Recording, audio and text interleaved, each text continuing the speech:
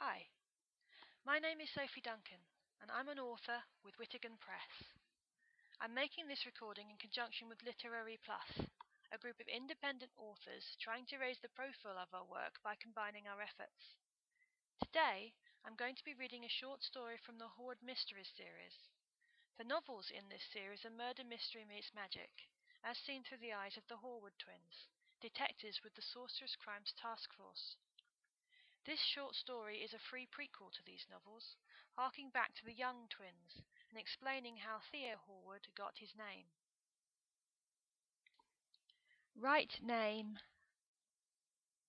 Well done, boys. Now, keep it steady.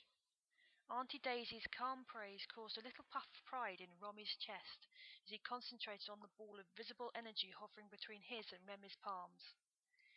He liked the feeling of both his and Remy's magic running through his body, and the fizzling ball of white light was really exciting. Ever since Auntie Daisy had started teaching them until they'd started big school in September, it had all been about how not to do this and how to stop that, mainly because of Remy's moments, which sometimes did bad things. Romy had been happy to practice for Remy, since he had to look after his little brother and learn to help him stop the magic getting out. But now they were nearly 6, and really making magic properly was far more fun. His body was all tingly, even his teeth were itchy, and he grinned at Remy over the top of their creation as he saw his brother wiggle his nose. Remy did not smile back. Instead he fidgeted, and the ball wobbled. "Concentrate," Romy whispered, trying to stop the first signs of his brother's boredom. Remy's eyes narrowed at him for that, or maybe it was more for the elastic bands Romy had been pinging at Remy that morning, but whatever the reason, the ball of magic crackled. Romy didn't care which. He just glared back, annoyed at how easily his twin lost interest in things. "Gently, boys," Auntie Daisy warned. Romy could feel the sprinkles of heat on his face, just like when they were allowed sparklers last bonfire night, and Remy had nearly set his hair on fire. So he pulled his hands back a bit, away from Remy's, and at the same time tried to forget he was annoyed. It worked. Well, the magic stopped hissing, but the glow also went down. "Good try, young man," Auntie Daisy approved, and Romy knew she was talking to him, because she never called Remy young man. Romy didn't feel like he was doing well, since he could feel the light going out, and he didn't want that. He'd pulled back too fast, and everything was out of balance. Remy was too strong, and Remy wasn't concentrating, so Romy felt the magic pushing into him, and the fading ball started to drift towards him. "Remy!" Romy complained, leaning backwards away from the prickly heat that was coming very close to his hands. Now Remy was grinning. It was probably the elastic bands, and Romy knew he was going to have to let go of the nice magical feelings or get stung by his twin's naughty side. He couldn't beat Remy directly, but he had learned his grail a lot faster than Remy, so he commanded, "Ear onweg!" His magic pushed behind the expression, and Romy pushed it at the energy.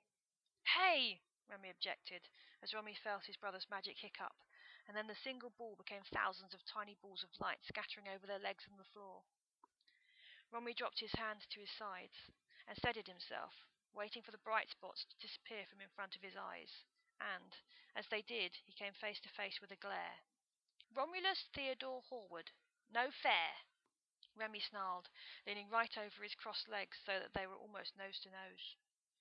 Romy hated being a twin sometimes. His brother knew just how to be nasty, and using his full name was something that made him all spiky inside. Only Remy and their mother did it. And since the nice feelings of magic were slipping away thanks to his twin's naughtiness, Romy was not going to ignore Remy's challenge. "You started it," he growled back, glared, and felt his magic rise a little in response. "That's enough for this evening, boys," Auntie Daisy interrupted the argument with a clap, and Romy jumped and glanced up and across at where she was standing outside the circle. Then he sagged, as, with a wave of her hands, he also felt her power receding from the round platform on which they were sitting. Remy made a face as well, as the atmospheres inside and outside the circle became the same, and the magic levels went back to normal. "Remy, please snuff the candles," Auntie Daisy began, and then with a smile at Romy told him, "And you, young man, open the curtains, please." Romy climbed to his feet and headed over to the first of the study's bay windows. He knelt on the seat and pulled open the left curtain, and then smiled as the moon's light hit him. He paused and stared out at the blues and blacks of the night time. He didn't mean to stop for very long. It was just he liked the stillness. But he jumped when the curtain next to him was pulled back, and he turned to find Auntie Daisy standing behind him. He would have jumped off then and run to finish his task, but Auntie Daisy laid a hand on his shoulder and then looked over his head at the view he had just left. Auntie Daisy did strange things without explaining sometimes, so Romy took her lead and turned back to look out of the window. "Do you know what day it is, young man?" she asked. Romy did. The word had been so funny when his dad had read it out of the paper that he had remembered, and he replied, "Equinox." Auntie Daisy squeezed his shoulder for that one, and Romy beamed out at the dark lawns. "That's right. It's the spring equinox today," Daisy praised, and then, as she nearly always did, asked another question. "But do you know what that means?" Romy shook his head. Equinox means equal night, the time when the day and the night are the same length. In the spring, this is the time of new things, a time to look at starting something. "Should we be starting something, Auntie Daisy?" Romy checked. It was always best to check with Auntie Daisy. "Perhaps, young man." Auntie Daisy patted his shoulder as she spoke. "Perhaps." "Why don't you call me Romy?" Romy asked as the idea popped into his head. He received another squeeze of shoulder for that, and a chuckle from his teacher, but Romy had no idea why she was so pleased with him. He waited. "You know that names are very important in magic," Auntie Daisy said. When he looked up at her to nod, she was smiling at him. "Well, that means they have to be right." "Mine isn't?" Romy asked, turning round in alarm. Scared, he crossed over to Remy, and taking his hand, Remy defended them both with, "We're Romy and Remy Horwood." "That you are, my dears, and will always be." Auntie Daisy continued to smile. "You are also the Horwood twins to some, Romulus," Romy went spiky inside again, "and Remus Horwood to others, and you will be many more things to yet more people. All those names have their place, but they are not necessarily the names you know in your magic." "Mine is." Remy stamped his foot and glowered. Romy did not immediately join Remy in saying no, however, and it did not appear that Auntie Daisy was waiting for him to, because she walked over to them both and, cupping Remy by the chin, told him, "Oh yes, you're very sure in your own skin, Remy."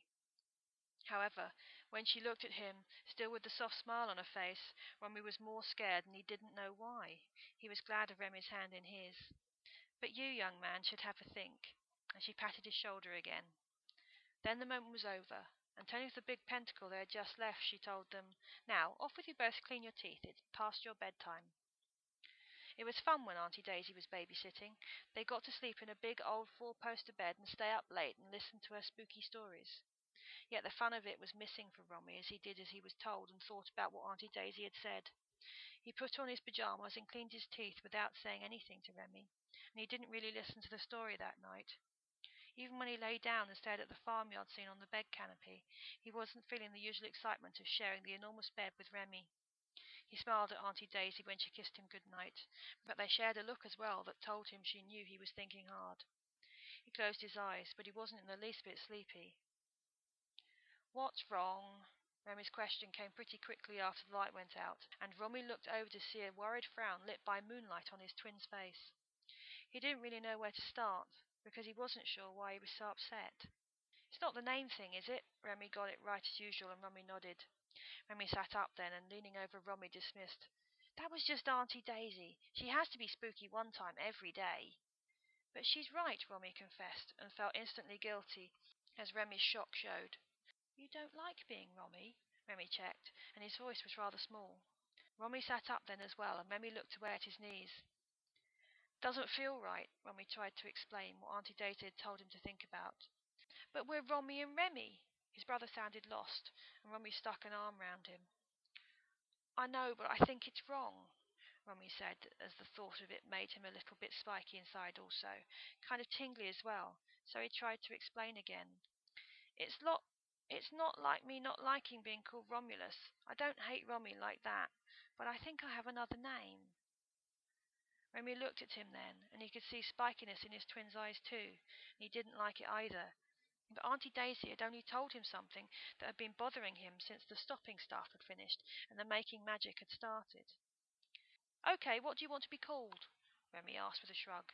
That was the thing Romy had been thinking about since bedtime. "Don't know," Romy replied, sitting back, and he bit his lip when his brother scowled at him for that one. So what are we going to do about it? Remy did not sound like he was in the mood to be patient. It was Romy's turn to look away then, because he had been thinking about it, but it would be naughty. What do we have to do? Remy read him like a book. A dig in his ribs pushed Romy a bit more, and so he admitted what he had been thinking. Ask the elements? Romy half said, half asked, as all his good boy thoughts told him he was being bad. Remy's mouth fell open, and Romy knew he'd even surprised Remy.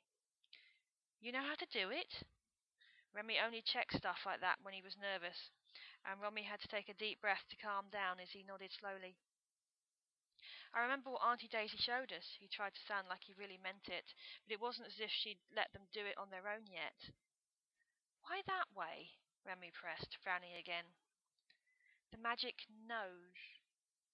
Romy couldn't think of another way of saying what had been going round and round in his head. Without anything else to add, Romy just held his breath, and he waited. It didn't take long. It never took Remy long to decide on anything, and he shrugged. Okay, you say it, I'll push magic. Romy beamed at his brother. It was really good to be a twin. When Remy more or less returned his smile, he pushed back the covers and clambered out of bed, over to the huge dresser that stood across the other side of the room. He stood on his tiptoes to reach up on top of it, and closed his fingers around the crystal that stood there. Throwing that at the bed, he then dived into the bathroom. There he found a bowl, and came out carefully carrying it full of water from the tap.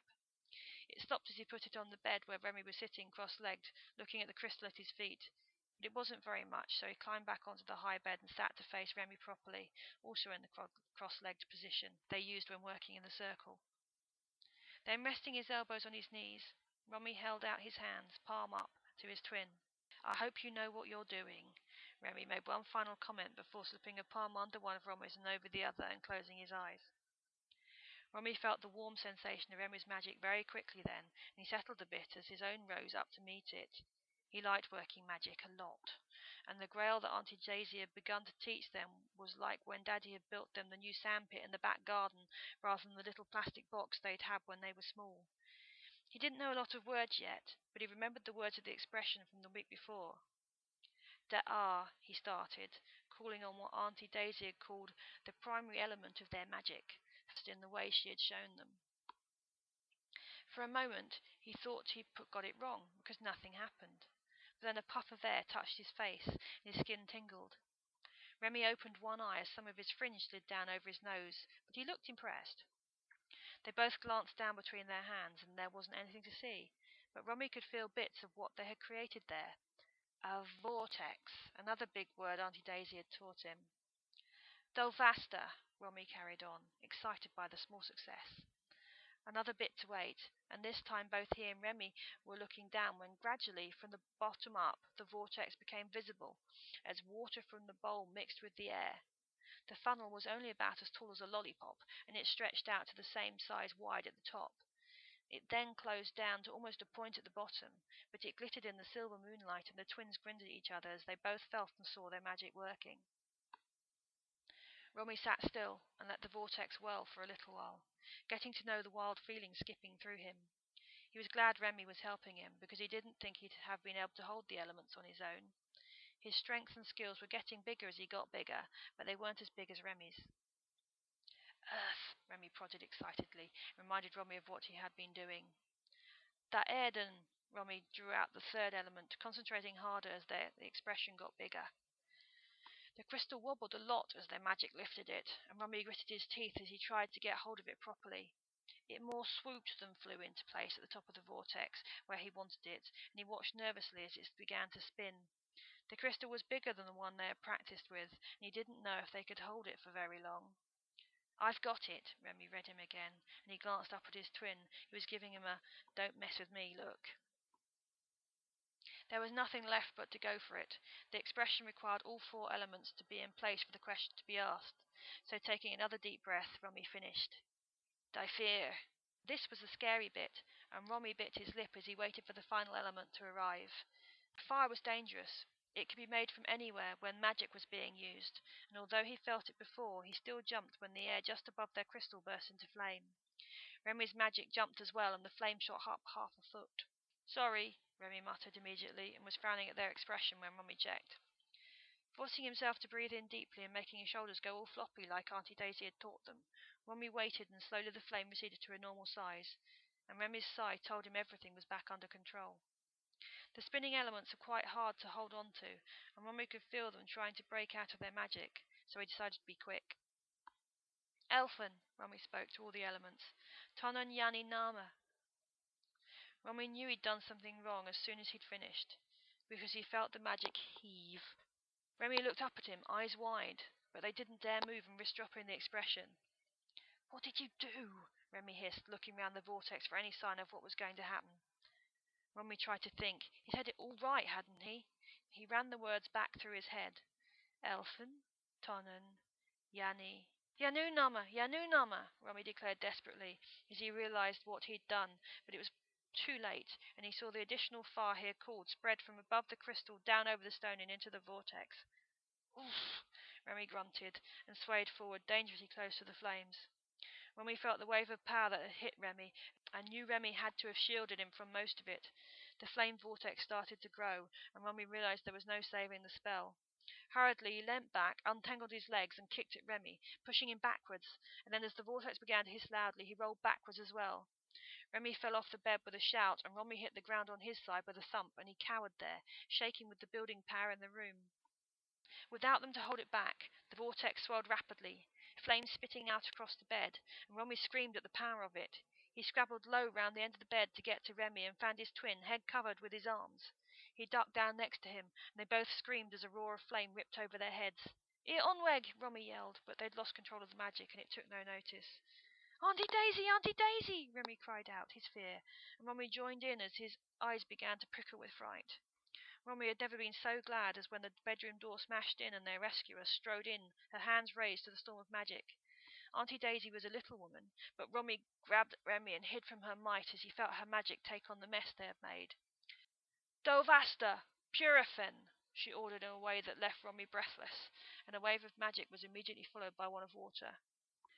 Ice-cold liquid cascaded down on the twins, and the shock made Remy grab Remy and drag him away from the bed. They landed on a pile a few feet away, sodden and shivering and staring up at Auntie Daisy. The old lady lowered her hands slowly to her hips and turned from the smoking space where the expression had been to face them. Remy shivered for a whole different reason to the cold when he saw the flash of her eyes.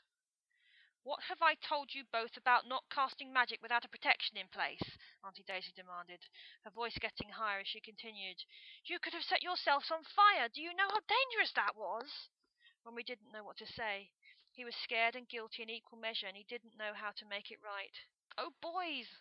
Auntie Daisy exclaimed, and then descended on them. Remy was stunned when he found arms around him, and Auntie Daisy pulled him and Remy in close to her. "You could have been killed," she told them, her voice cracking, and she kissed them both on the top of their heads and began to rock them forcefully. Remy just let the hug happen, glancing up at Remy, who was looking as shocked as he felt. "Sorry," he mumbled eventually, and was given a sob and an even tighter hug. Eventually Auntie Daisy let them go, and kneeling back she surveyed them with a stern but damp eye. "What do you think you were doing?" she asked, sounding a bit calmer, but not much. Remy looked at Remy, who blinked back at him. It was his fault, so he confessed. "Wanted to find my name." Auntie Daisy put her hands to her mouth and shook her head. Looking to the ceiling, she murmured, "Silly, silly old lady. I should learn to be more careful with what I say." When she looked back down, Auntie Daisy was smiling at him, and she patted his shoulder. "I upset you, didn't I?" Remy considered lying, but the look he was being given said Auntie Daisy knew better, so he nodded. "Didn't want it to be wrong," he admitted. "So you called the elements." Auntie Daisy was reaching for her own conclusions, and so Remy just nodded. "They answered!" Remy surprised Remy when he spoke. When he glanced up, his brother was pointing up at the bed canopy. The fine tapestry was a smoking mess where the flames had leapt to claim it, but they had not moved idly. Remy's mouth fell open as he looked up at the holes that had been made. "Oh, young man, you have a name!" Auntie Daisy sounded proud and upset and surprised, all at the same time. Remy slipped an arm round his shoulders, and Remy just stared. It took him a little while to work out the letters that were all bent and old-fashioned, but then he smiled, and his magic shifted approvingly as he read, "To her." C-O. Theo. And that's the end. Thanks for listening. Other books in this series can be found at wittegenpress.com/The Hall of Mysteries, and other books by Wittegen Press can be found at this website as well.